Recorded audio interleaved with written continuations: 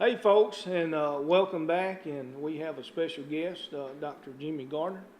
Good to Jimmy, see you. good to Thank see you. you. And of course, we're gonna talk to Dr. Garner about the Saddle Up for St Jude's Trail Ride and Concert. So, if you would, let's go back a little bit. This is the 20th annual, Yes, sir. and I understand it's the biggest trail ride in America. Is that? That's right. For St Jude Hospital, we raise the most funds. We've been number one for about 10 years now in the nation. They have these trail rides in every state in the nation. So we're real proud for our community and for all the volunteers and support that we get for a great cause. Now, I know this just doesn't happen over the weekend. Yeah. You know, I'm sure that you have good people in place, volunteers. Of course, you can't do things hardly to make money without volunteers. That's right. Tell us a little bit about what they do. Well, that's the best thing about what we do. All of our money goes to St. Jude. Nobody that's associated with it, takes any money. And we just have people for 20 years. We've probably got 60 volunteers that 40 of those 60 we've been together for the whole time. Wow. And that's hard to hold people together pulling in the same direction for that length of time. But everyone's been great, and we started small, and it's just grown every year, and we've stuck with it, and we provide our farm and our neighbors let us ride on them. We've got over 4,000 acres now that they can ride on. Every neighbor that joins us has allowed the horses the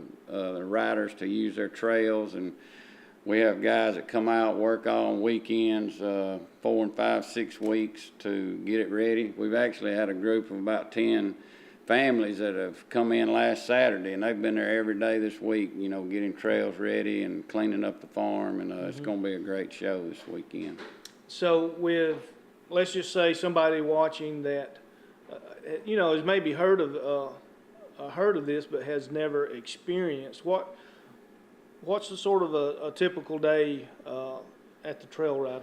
How would you describe that? Friday morning, that's tomorrow, we'll start up at 7 a.m. We've already got campers coming in and RVs, and they'll spend the whole weekend with us. But one thing we figured out, not everybody has a horse, and we needed to provide some outlet for folks that just want to come out, give to St. Jude Hospital, support a great cause, and and have a good time, and expose their kids, to some other things in life. We've got pony rides, we have wagon rides, festival type atmosphere, and we have Cheryl McKinney as our lead volunteer on our concession stand, and her husband Carl have been doing this for about 18 years now, and bar none, we have the best concessions of any festival you're going to go to this year. It's just amazing what all she pulls together.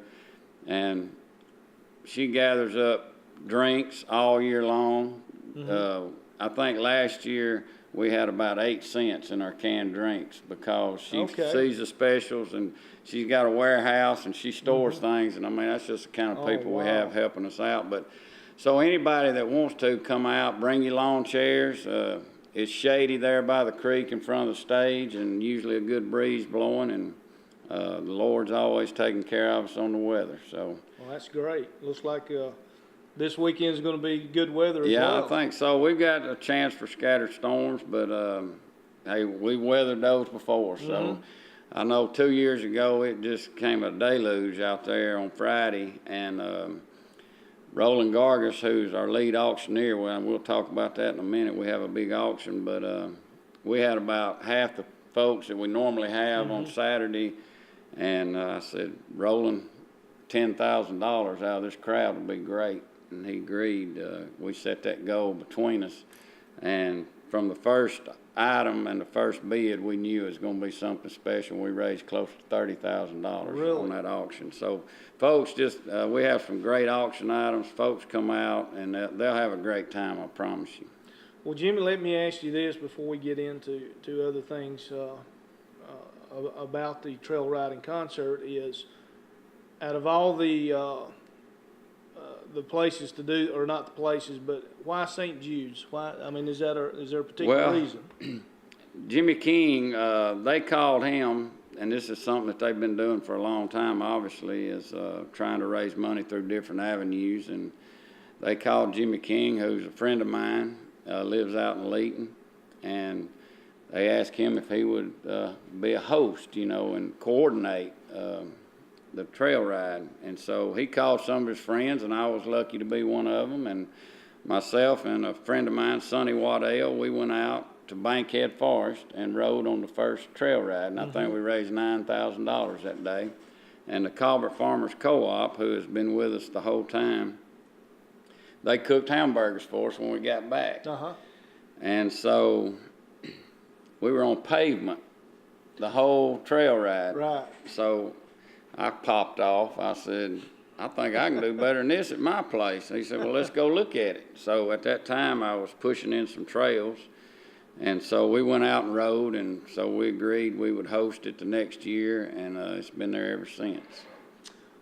And that's amazing. It really is. Now, did it start off as just a one-day event and then gradually got to where it is now? Yeah, that's been a blessing for us. That we didn't know what we were doing, so we started small, and I think we raised $26,000 that second year. And we just did a Saturday. We all started riding at the same time, 9 a.m., and we rode the trails, came back, and we, like I said, Colbert Farmers Co-op provided the food for us, as they have so many times. Then we went home, and it was a big success. And so we were just talking among the volunteers that we thought, well, what if we add a little bit of music? So a good friend of mine, Michelle Bradford, who's a lead singer for a group called Showdown, which I don't know if you're familiar with them, but they'll be there this weekend. I think they performed 17 out of our 19 years, and they don't charge us anything for their performance. I asked her and her band, and they came out, and when we got back from the ride that next year, they put on a show for us, and the co-op cooked the food. And so then we thought, well, what if we do something on Friday night? And so it's just kind of grown like that every year. And now this year we have Ronnie Millsap. I know. How did that? We're really excited. Now, do you take care of the acts? I generally book the entertainment, and I get input from others about how we want to go, the money we want to spend, and we have to get sponsors, you know, to try to do that. And of course, Ronnie Millsap has 40 #1 hits, and very popular entertainer. And I had a friend of mine, Mark Gates of Chase Cars Incorporated. He has a place in Madison. He's a lifelong friend of mine.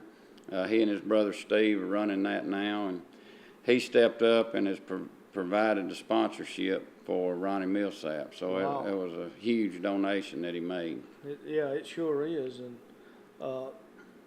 you know, Ronnie, I've heard of him, of course, all my adult life. Like you said, 40 #1 hits. And I think he's a good guy, too. Oh, he's a great guy. And he reduced his price dramatically to come because it was St. Jude Hospital. And that's why I think we've been successful. We've never taken our eye off the ball, and it's all about the kids of St. Jude. We've got over 47 kids right here in Colbert County that are being treated at St. Jude or have been treated at St. Jude in the last 5 years.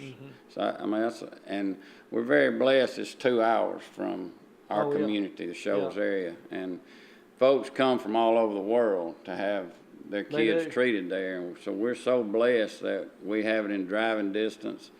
Most of their care is outpatient care. They've only got 65 beds in the hospital, and they provide apartment living, playgrounds, so the kids can have a normal life as they're undergoing treatment. They go in the hospital, get their treatment, and then, you know, they can have the rest of the day to be themselves. And so it's just a blessing to be a part of it, to support an organization that has almost wiped out childhood cancer. In 1962, when they started, Danny Thomas had this vision.